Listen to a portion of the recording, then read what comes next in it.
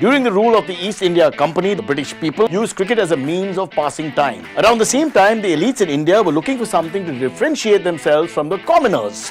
So they saw cricket as an opportunity to be at par with the British and differentiate themselves from what they considered commoners. This is not my thinking, this is what the world was like back then. It's in the air, it's a six!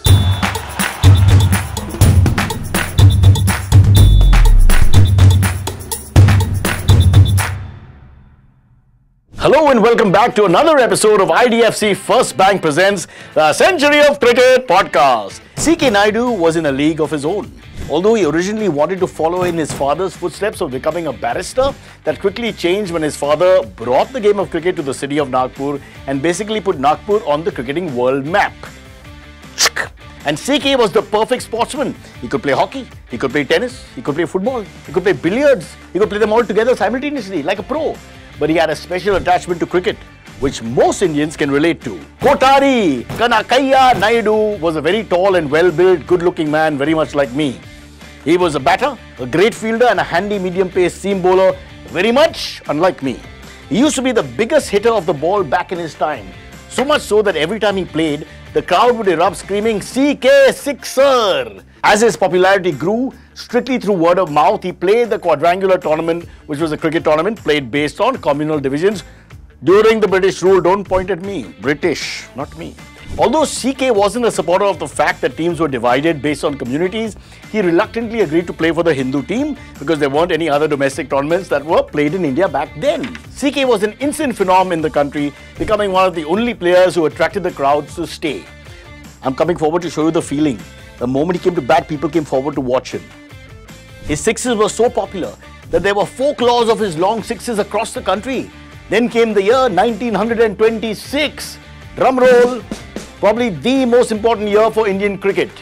MCC, Melbourne Cricket Club, was on tour to India under the captaincy of ex-English captain Arthur Gilligan in 1926. These were also the times when you didn't have IDFC First Bank's mobile banking app. This app has the universal search feature through which you can find anything from 250 plus features on the app easily. Try it out today. Imagine playing an innings so good that you put your country on the cricketing world map, and a country who nobody heard of in cricket. After the tour, Gilligan met the Maharaja of Patiala, Bhupinder Singh, and convinced him to establish a cricket board in India, which eventually became the BCCI. And you would imagine that the obvious choice for captaincy would be CK, but unfortunately it didn't happen immediately. Building and training a team needed a lot of money, and at that time, the only people who could provide the resources and the money were the royals. That's right. So whoever spent the most amount of money to sponsor training gear and tour would become the captain, and CK was just a commoner then. When India went to England in 1932 to play 26 first-class matches, the Raja of Porbandar took the captaincy role only because he was a good orator, and not to mention, he was very good at backward square leg taking catches. But he quickly realized that being a good orator doesn't really translate into being a good cricketer. And literally one day before the first match was about to be played, CK was given the role of captaining India in its first ever test match. Even then, the decision of making CK the captain of the team was not accepted with open hearts by everyone on the team, as he was still considered a commoner and the rest of the team consisted of Nawabs and royals. So all the royals in the team complained that they wouldn't play under a commoner. But Patiala's Maharaja Bhupinder Singh knew exactly what the team needed in order to be successful and strictly ordered them to play under CK or else they'll get suspended. Nayudu was a born leader. He led the Holkar team to 8 Ranji finals out of the 9 years he captained them and won 4 Ranji trophies. You know what the craziest part about the career is? He debuted for India when he was 36 years old, which today is considered the age of retirement for most cricketers. His career best double century came at the age of 51 in a Ranji trophy match, which is about my age. And I don't think I can tie my shoelace. Forget score a double century. CK declared his retirement from first-class cricket in 1952-53 at the age of 61. CK Nayudu also holds the record of having the longest ever first-class career in cricket, 47 years. And that's why, to honor and carry on this incredible legacy, the BCCI named their Lifetime Achievement Award after him. So I asked the new generation and the future winners of this award about the first captain when I met them recently, and this is what they had to say. I didn't coach them, I didn't prompt them, I didn't poke them, I didn't point in that direction. This is what they said.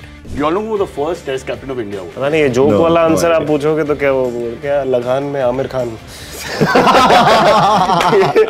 ये मेरे को अच्छा, the first initials are C.K. C.K. Nayudu. Very good, very good. People were asking if I gave them the answer before the question. Well, how can I give the answer before the question? First I give the question, only then can I give the answer. Now, use your head. Well, that was the story of Kotani Kanakaya Nayudu, the man responsible for getting India test-playing nation status. Before we end, here's a tip from IDFC First Bank for you. To stay safe online, never search for your banking app or bank's customer care numbers on search engines like Google. Always visit the official website of the bank or look at the back of your bank cards for contact number details, because many fraudsters have populated fake numbers of banks on the internet to dupe people into giving away personal information.